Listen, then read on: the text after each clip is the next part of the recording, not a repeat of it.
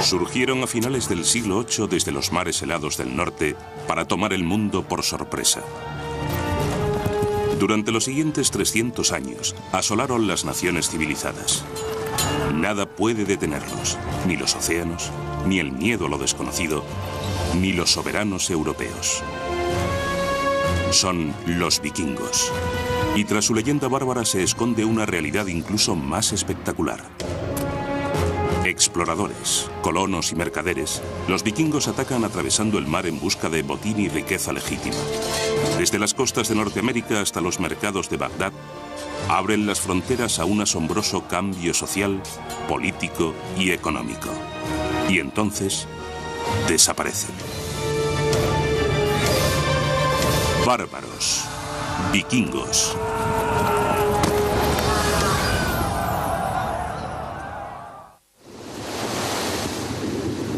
Hace 1200 años, los vikingos irrumpieron desde el Mar del Norte como bestias desatadas sobre un mundo desprevenido.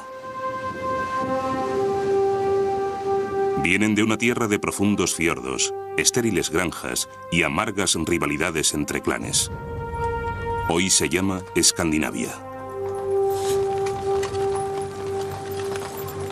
Dejan atrás leyendas sobre su violencia y su coraje, sagas de exploración y conquista, y algo incluso más notable enterrado bajo la tierra de su patria escandinava. Noruega, año 1880.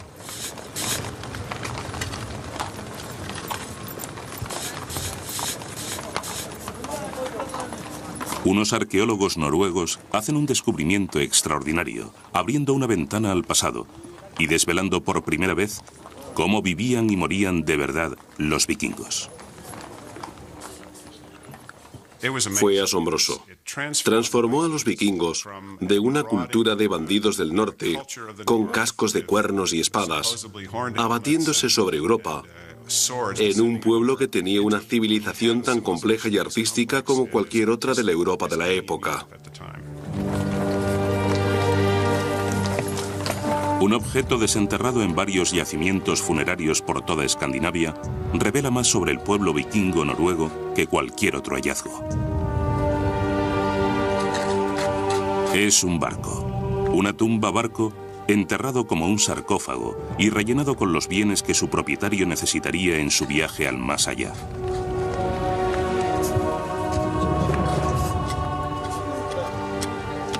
La única forma de trasladarse de un sitio a otro era en barco, y diseñaron unos barcos maravillosos.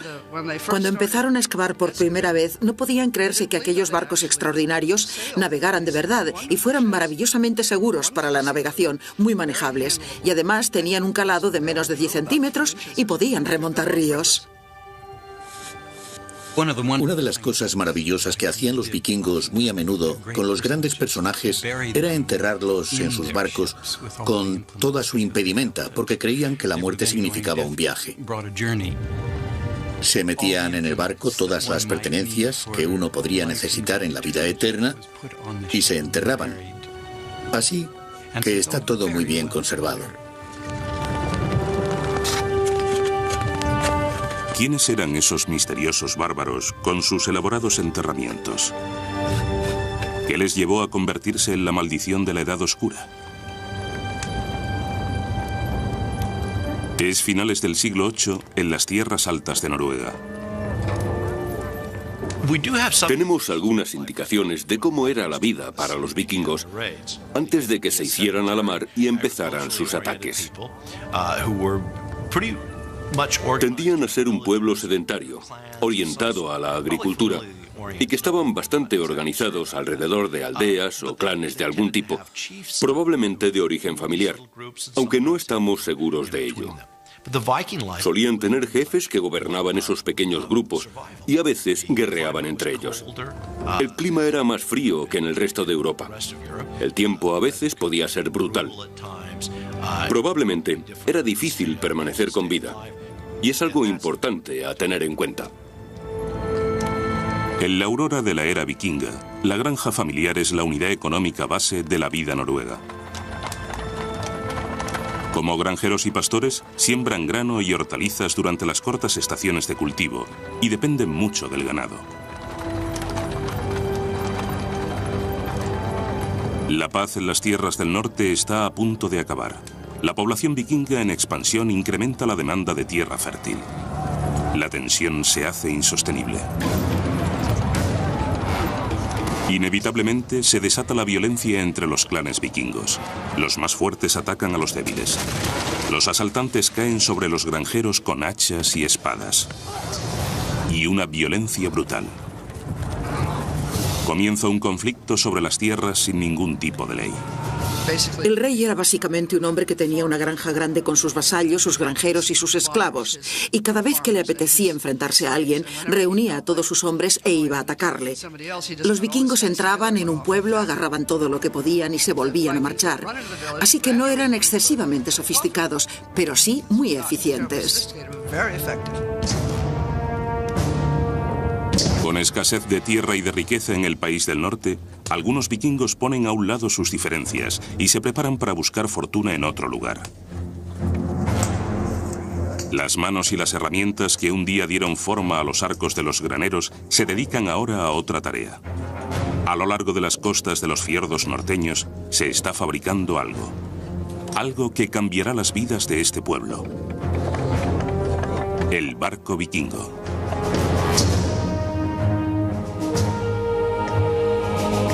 Estas naves extraordinarias de diseño revolucionario darán un nuevo rumbo a la historia y lanzarán una ofensiva que dominará Europa y ultramar en los 3 siglos siguientes. En su barco, los vikingos condensan siglos de técnica de construcción naval y destreza en la navegación.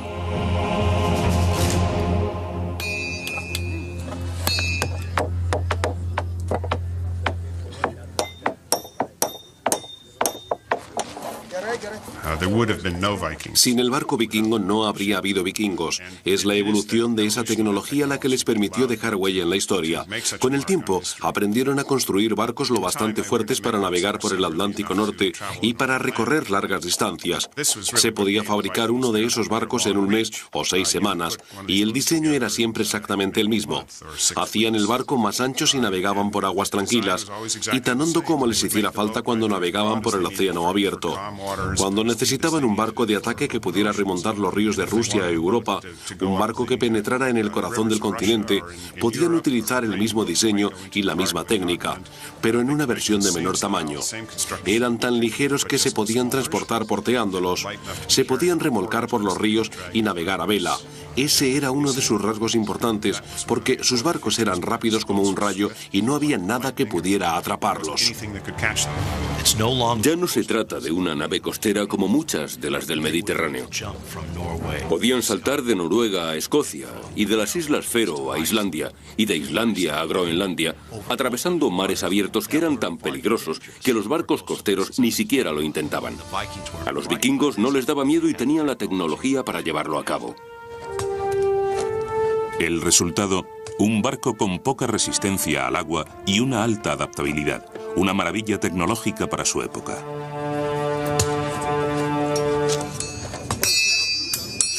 A los vikingos no les guía un único rey, ni un gobierno central. Cada aldea noruega actúa de modo independiente. Cada una proclama a su propio rey.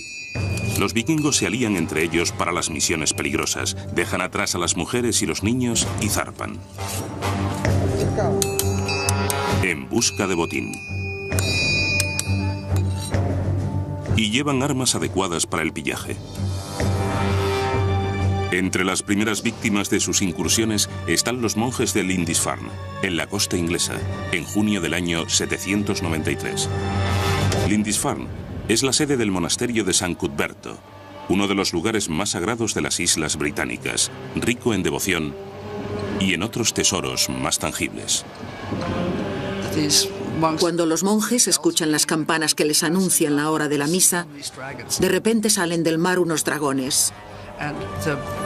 Los vikingos cayeron sobre ellos como una plaga, los descuartizaron, se lo llevaron todo e incendiaron el lugar. Los monjes se encontraron con el infierno y describían a los vikingos como demonios del Averno que se habían desatado sobre ellos. Los vikingos eran guerreros, es indudable. Vivían de la intimidación y el miedo, del terrorismo. Eran saqueadores, no eran soldados. Creo que eran extremadamente fieros, tanto como codiciosos y hábiles.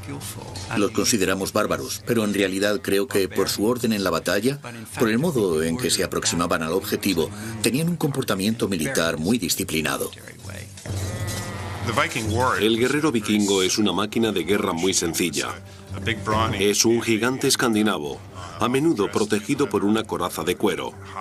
Cada uno iba equipado con herramientas muy simples: un cuchillo, una espada y un hacha de batalla. Y según cuentan, el hacha de batalla era el arma más feroz de todas, porque los vikingos eran habilísimos lanzándola para decapitar a la gente o dejarla inválida. Los monasterios a lo largo de la costa eran especialmente atractivos para los vikingos a causa de su gran acumulación de riquezas y a la pasividad de los monjes. La crónica anglosajona, que comienza a finales del siglo IX, es la principal fuente histórica de Inglaterra desde el siglo V al XI. Registra el terror causado por los invasores vikingos. Dice literalmente: las incursiones de los paganos destruyeron miserablemente la iglesia de Dios en Lindisfarne, con el pillaje y la matanza. La historia considera el ataque blasfemo contra esos monjes y sus tesoros en el año 793 como un momento clave, el primer ataque marítimo vikingo a gran escala. Pero Lindisfarne y los otros monasterios vulnerables a lo largo de las costas británicas no fueron más que el principio. Cuando termina el siglo VIII, los saqueadores vikingos fijan la vista en premios más importantes. Las grandes ciudades de Europa están a punto de sentir el poder y la furia de los hombres del norte y a probar el filo de sus espadas.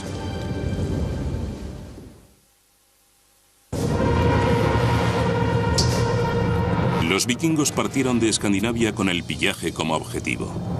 El ataque a Lindisfarne del año 793 desencadena un infierno de barbarie vikinga que amenaza extenderse a toda Europa. A mediados del siglo IX, unos 50 años después de Lindisfarne, ya se ha corrido la voz sobre las riquezas al alcance en Europa. Familias noruegas, pueblos y comunidades enteras se agrupan para construir barcos. Planean mejorar su nivel de vida a costa de las gentes ingenuas del otro lado del mar. Los españoles que más tarde llegaron a América buscaban oro, pero los vikingos buscaban plata. La plata era lo más valioso para ellos, y muchos de los objetos religiosos y de los elementos que se encuentran en los monasterios estaban hechos de plata. Las facciones vikingas zarparon cruzando el mar sin un jefe único que los dirigiera. Sus flotas agrupaban a veces montones de barcos. Pero aún así, cada flota actuaba independientemente, haciendo que la oleada de incursiones fuera más difícil de detener. La ambición de los jefes vikingos empezó a crecer, a la par que lo hacían sus reputaciones individuales. Europa era suya. Solo tenían que conquistarla.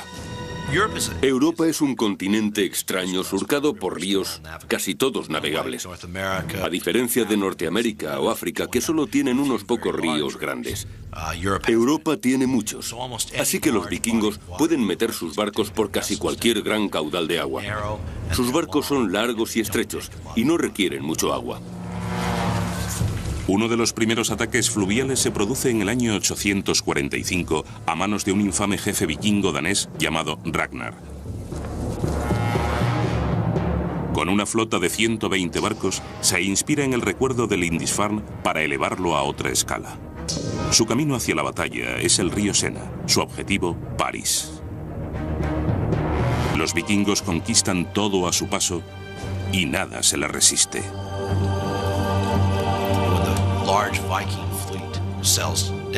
Cuando la gran flota vikinga navega por el Sena hasta París, la gran ciudad está bien defendida.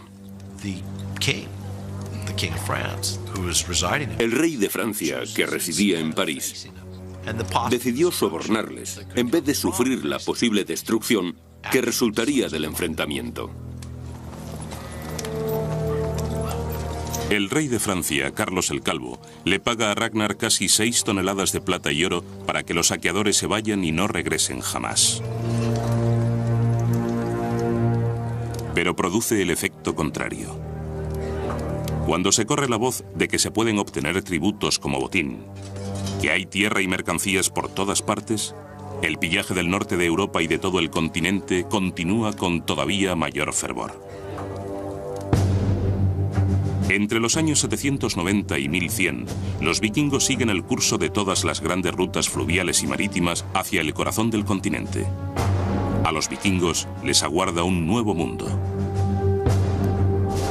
Los noruegos son tal vez quienes escriben el capítulo más brillante de la historia vikinga, como exploradores indómitos colonizando Islandia, Groenlandia y continuando más allá. Con la colonización de Islandia surge la historia de 2 vikingos noruegos legendarios, Erik el Rojo y su hijo Leif Erikson. A finales del siglo X, Erik conduce una expedición hasta allí y se convierte en el primero en instalarse en esa tierra inhóspita. De temperamento pendenciero, a Erik pronto le destierran de Islandia durante 3 años. Navega hacia el oeste y se establece en la costa este de Groenlandia. Y empieza a hacer propaganda de esa tierra. Y como no puede decir que solo tiene una franja de costa habitable, decide contar que es Greenland. Está cubierta de verde. Algunos colonos le creen, pero cuando ven cómo es de verdad, se dan la vuelta. Pero muchos vikingos fuertes, recios y emprendedores se quedan y se enfrentan a una vida durísima. El suelo no se podía trabajar, pero había pesca y otro tipo de carne. Aún así, era una tierra árida. Bajo el mando de Erik el Rojo, se desarrolla una sociedad agraria nórdica que se las arregla para salir adelante en ese lejano paraje.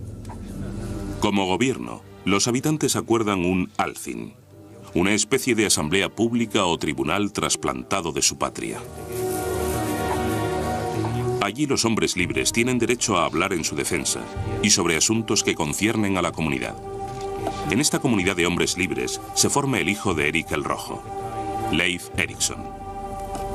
Al igual que su padre, tiene alma de explorador.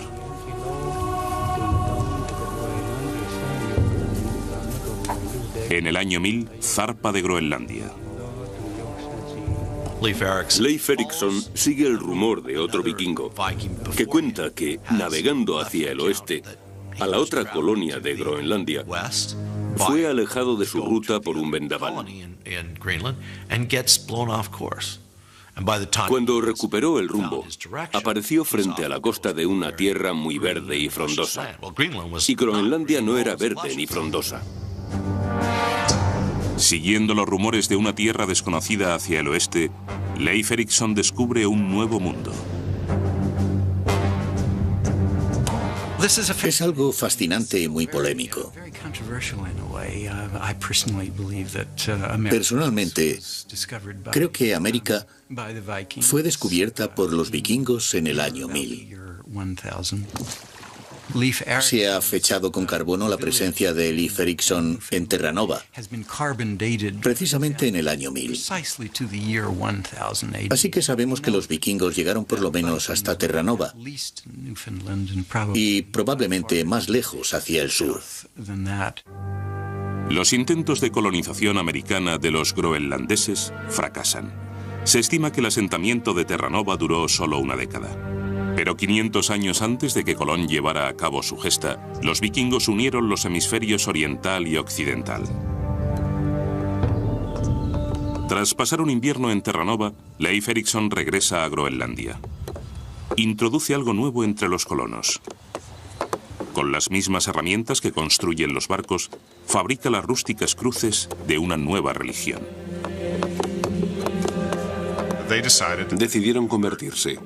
Leif Erikson fue a Noruega y el rey le pidió específicamente que llevara el cristianismo a Noruega y cristianizara las colonias groenlandesas, y él lo cumplió debidamente. A medida que los vikingos extienden su influencia, el mundo exterior empieza a afectarles. Sus jefes consideran el cristianismo como un modo de unificar a los vikingos, con el objeto de tener más poder sobre ellos. En la aurora del siglo XI, 200 años después del ataque de Lindisfarne, los hombres del norte siguen sin tener un solo rey, ni sentido de la solidaridad.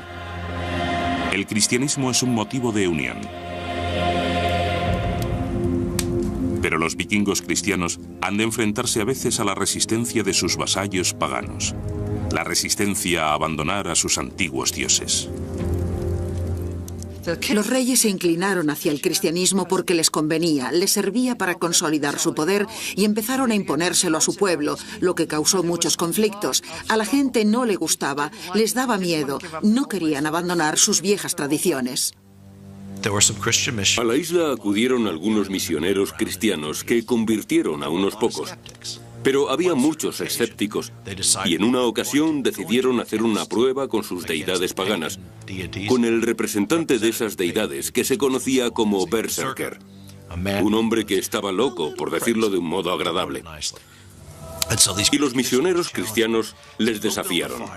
Les dijeron, vamos a encender una hoguera y vosotros encenderéis otra. Si el berserker atraviesa vuestro fuego pero no puede atravesar el nuestro, entonces sabremos que el paganismo ha vencido. Es casi como un duelo del Antiguo Testamento. La historia cuenta que el berserker llegó, pasó con facilidad sobre el fuego de los paganos, pero no pudo atravesar el fuego de los cristianos. Así vieron todos que el cristianismo era la religión verdadera y se convirtieron.